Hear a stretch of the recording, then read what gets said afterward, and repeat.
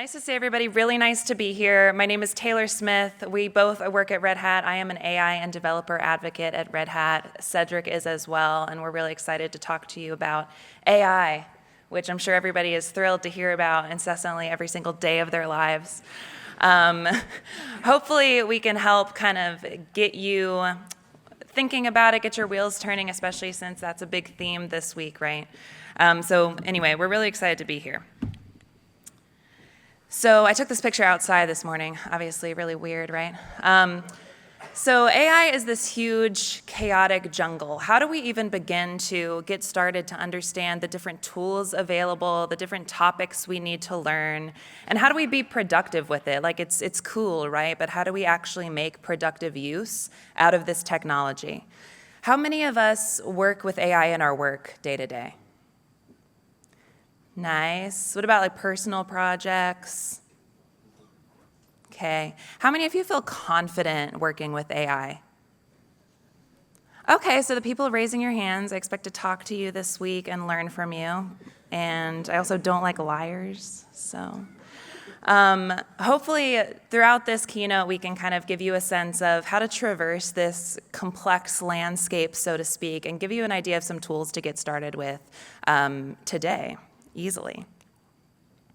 So we'll go through a few topics. We'll talk about some of the AI challenges in the industry that we're all probably either encountering directly or hearing about pretty frequently. We'll talk about some of the trends, because in order to understand kind of where to get started and how to learn some of this tech, we need to understand where the puck is going and where the trends are going in the future. Then we'll talk about some ways to customize models with private data, which is a big trend. And then we'll discuss how to get started in production and what that might look like in a cloud-native setup. And we'll do some cool demos along the way, so I don't bore you to tears. So we'll start with the challenges about models, skills, and data. So large language models out of the box come with a whole host of issues and concerns, right? And we might not deal with these as directly when we are doing like personal projects. We're not maybe as concerned about all the things that we should be concerned about. But when we're in any sort of corporate setup environment, there are a lot of restrictions in using this technology, specifically talking about the generative AI space mostly today and probably this week. Company policy restrictions. So I know that I can't go use ChatGPT, upload my company's private reports, and ask it to generate me a summary, right? Like I cannot send my data into a cloud service like that. And most companies can't. So there's a lot of restrictions around what you can use at all. And these large language models are also not free from error, right? They're not foolproof. And they're going to either be wrong sometimes, or they're going to generate biased data, discriminatory behavior, et cetera. And we don't really have a lot of legal protection against that when we're using this technology. So that's a big concern. We don't understand also in most cases where the data is coming from that is being used to train these models, which then increases the risk exponentially as well and decreases our ability to mitigate that risk when we're using this technology. Model cost and performance is another big challenge. These large proprietary Gen AI models are extremely expensive to run, resource consuming to run, just very expensive, right? Money, dollars. So a lot of companies are trying to move towards the smaller models to help be more cost efficient and resource efficient. But in a lot of cases, we're sacrificing some performance, right? Like these GPT-sized models are extremely remarkable in what they can do. When we go to the smaller models, we're sacrificing some of the performance, but I think we're moving away from that being the case, and we're closing that gap of open source versus proprietary with releases of models like DeepSeek and Llama 3. They're getting much more performance, so that's good news. Knowledge cutoff is another big thing. These models are very expensive and time-intensive to train, both the actual training process and preparing the data for training. So it's not something we can do continuously, and therefore the model is always going to be a little bit out of date. So you can mitigate this a bit, like with the ChatGPT search function, right, with this more kind of agentic application, holistic application. But the model is still going to be continuously a little bit out of date. So aside from the large language models themselves, the skills gap. There are so many technologies to learn, different models, different tools, different companies. Understanding where to get started with the AI tech stack, let alone the tech stack you already need to know on the infrastructure side and the developer tools. It's very overwhelming. So it's hard to know where to get started and where to focus, right? And how, so that you feel like you are setting yourself apart and you're staying relevant in this space. Where do you even start? Another challenge is the data, or one of the challenges is the data. All public data pretty much is in these large Gen AI proprietary models at this point. There's not a whole lot of public data left. What's missing is the private enterprise data in these models. So enterprises are trying to figure out, how can I use my private data for a more customized experience with this great large language model technology?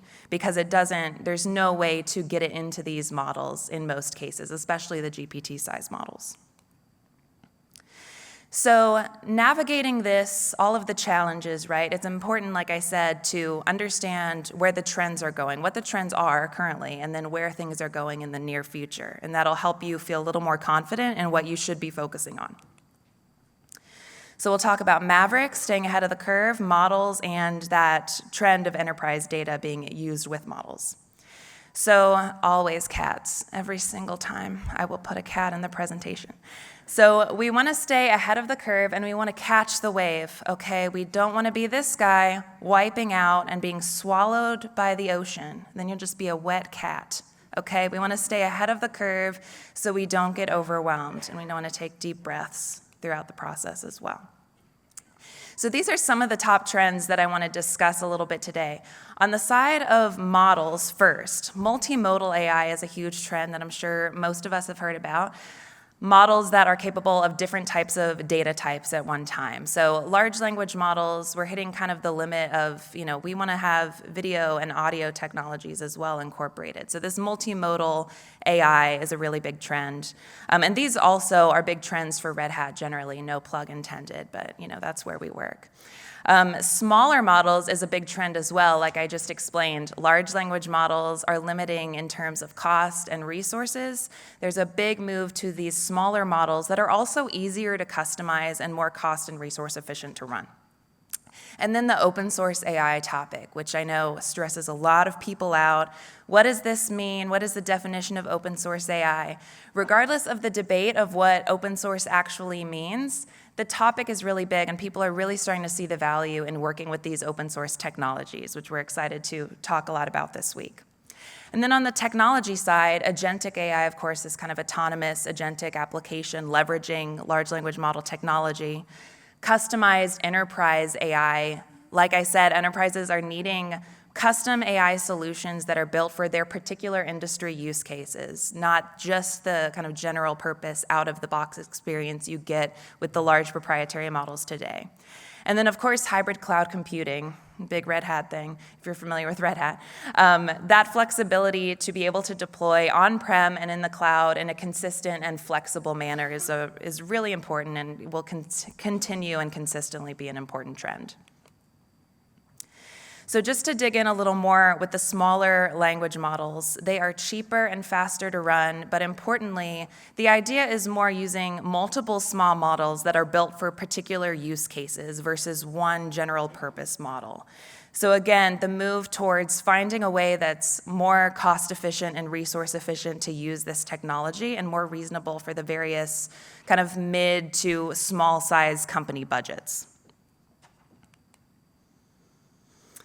And enterprises need their private data aligned to models. There's so many ways to do that, right? So then they're faced with the problem of too much choice. There's, figuring out prompt engineering, RAG, which we'll talk about, fine tuning. What tools should they use?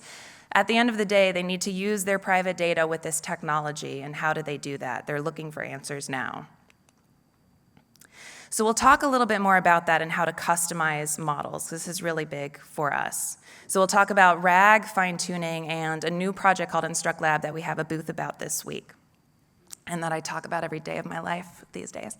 So prompt engineering is where we all kind of get started with, and a lot of companies start out with. And it's really an art form, and it's a consistent need. Regardless of if you do fine-tuning or RAG or whatever, you're still working with the prompt engineering skills. How to craft a question or an ask to a large language model to get the output that we want from that model. RAG is keeping my private data in a separate vector database, and the large language model uses the data from that database that's hosted separately in its responses to me. So the model is still unchanged, but we have the private data on the side. And then fine-tuning is actually directly changing the model itself. So we'll talk a little bit more about RAG. So for a RAG setup, and we can get in the weeds at our booth this week, but you have, and a lot of you are probably familiar with it, you have your private data in a separate vector database stored as embeddings. I ask or prompt my large language model for something. A related subset of my private data is then included in the context window for my large language model, and then the LLM is able to use that information as it's responding to me. So at the end of the day, I'm getting a custom tailored experience with my private data informing the large language model. And RAG is awesome. There's so many tools right now to set up your own RAG database. And importantly, you don't need a data science team to do this successfully. However, it is still challenging to set up effectively for the high level of accuracy we want day to day, especially for production use cases. But we love RAG.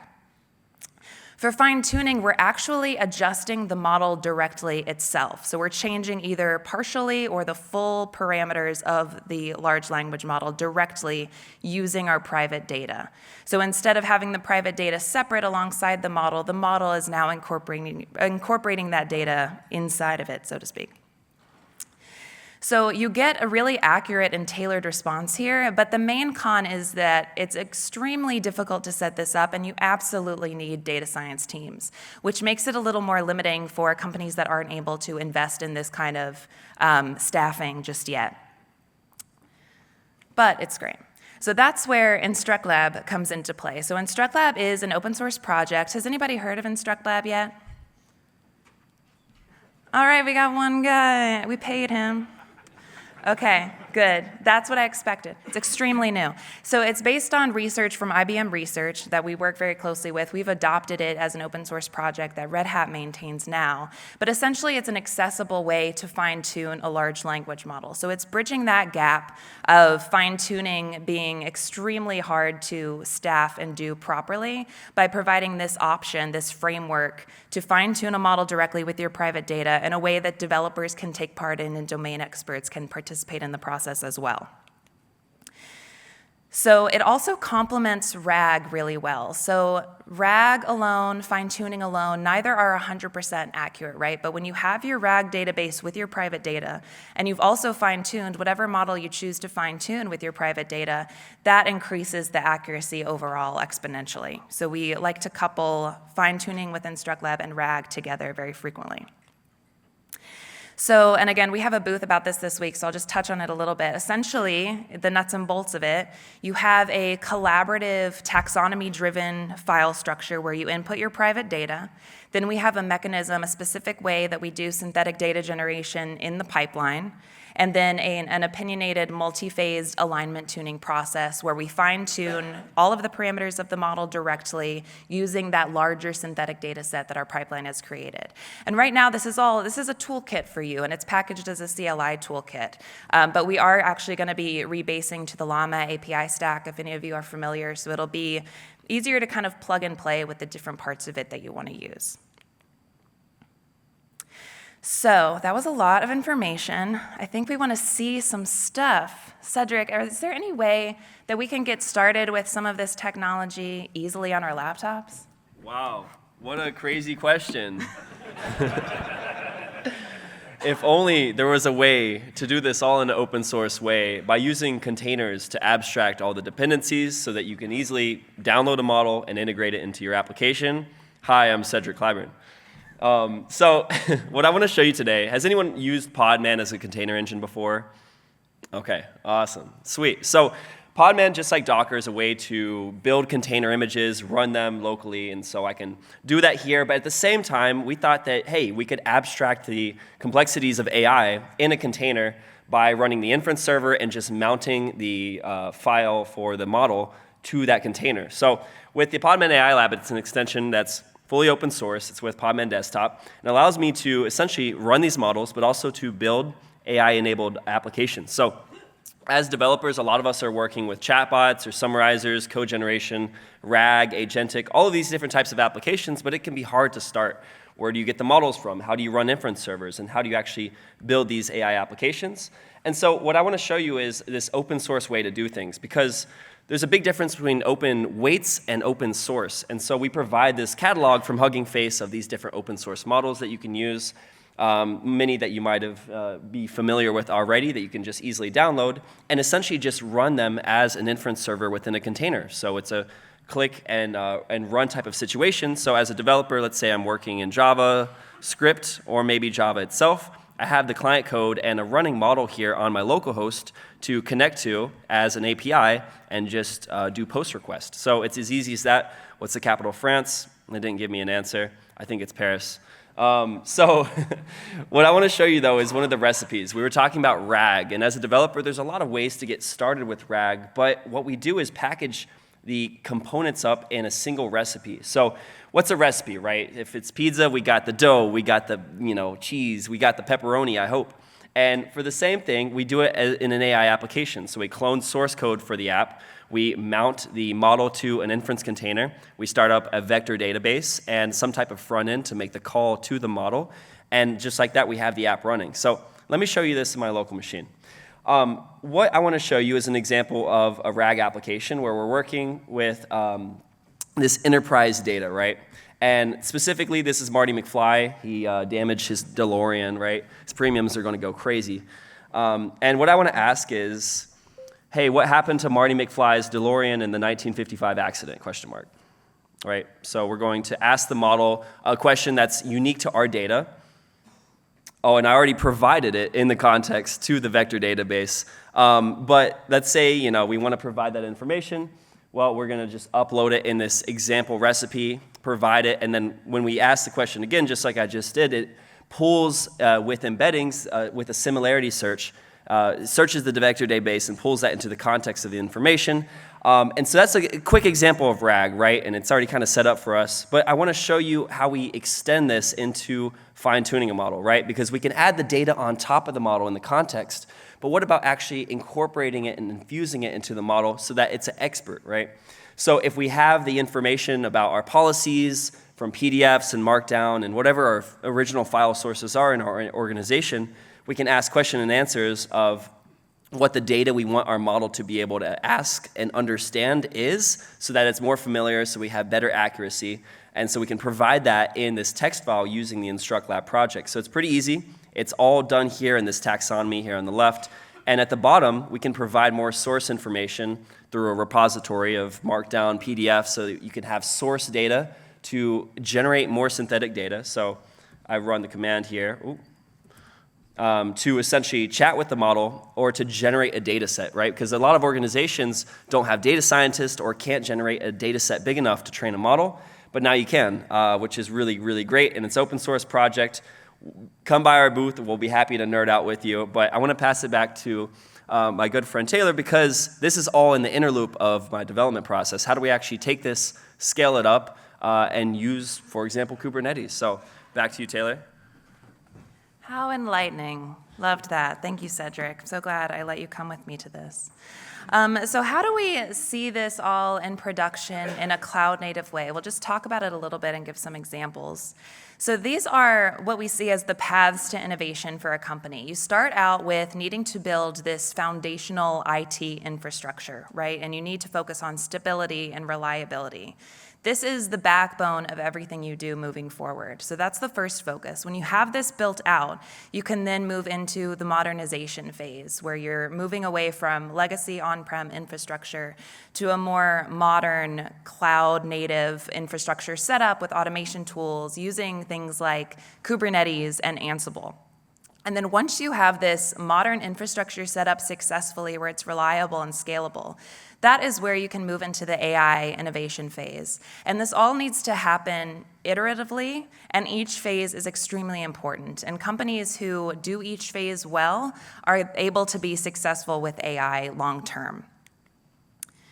But what does an AI platform really need? An AI platform needs to be able to facilitate work for all of its stakeholders. Its IT operations staff, data engineers, app developers, data scientists. They all need to have the tools they need to work well consistently together on one platform. And a good AI platform also needs to facilitate the entire AI model lifecycle, from gathering and preparing data on the data side of things, developing the model, developing applications using AI, and then being able to deploy and monitor those applications and manage those applications at scale. And at the base of this all is that solid IT infrastructure. And of course, you need things like GPUs, CPU accelerations to make this all work well.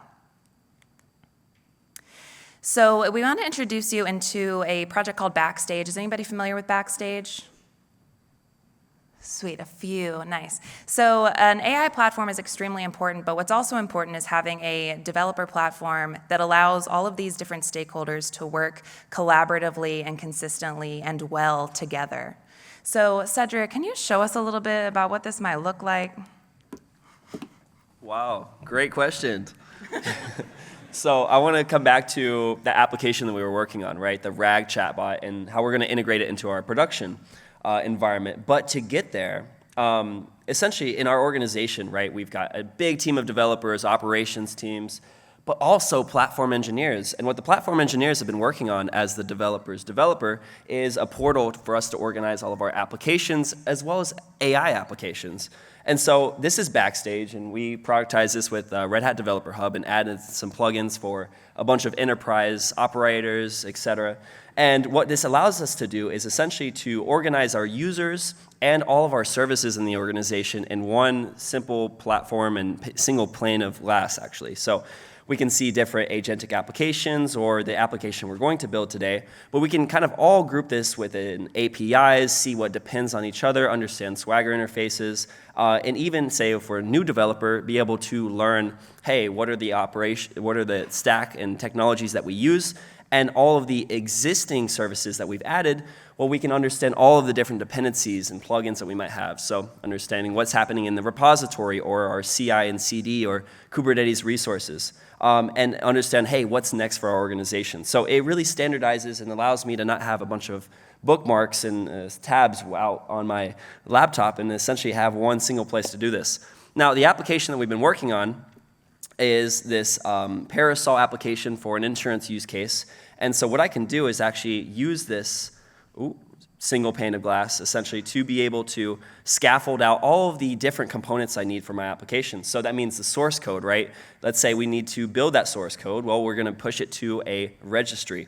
We're also going to have the repositories for the source code and also for the manifest, right? So we can take our application in a containerized format and sync it out to our different clusters, right? Development, staging, production. And this was supposed to happen, don't worry. So let me actually change the username to 1 because I already had that application built.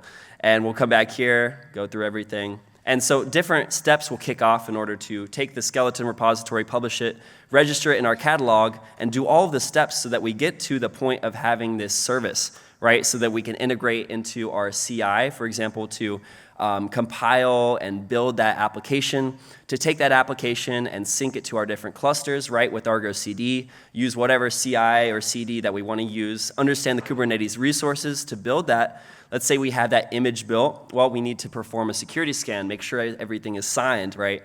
Hopefully we don't have log4j in this one.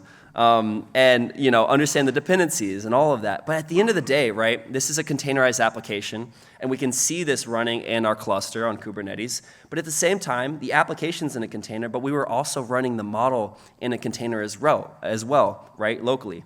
And so we're going to use a production-ready runtime like VLLM, for example, to be able to take our model, the fine-tuned model that we've done, that we saw earlier on my local machine, and actually put this into production and use our GPU resources from one cluster or many clusters. So I'll just show that example running here. And we'll open this up. Remember, it's containerized, just as we had our containerized app running. And we can start asking questions based on our data. Who here is at fault? Question mark. And based on the information we're providing in our fine-tuned model and using RAG, we're able to build out some type of chat assistant that can help our team and help our agents do a better job. So just like that, that was going from local to production, and I'll pass it back to Taylor. Yeah, so thank you so much, Cedric. Again, so enlightening, isn't he? Yay, Cedric. So this QR code gets you to the developer.redhat.com website so you can learn more about these tools, and there's tons of information on there. We'll be at the Instruct Lab booth all week. Super excited to talk to everyone and meet everyone, and thank you to the organizers. Have a great ConFoo. Yay.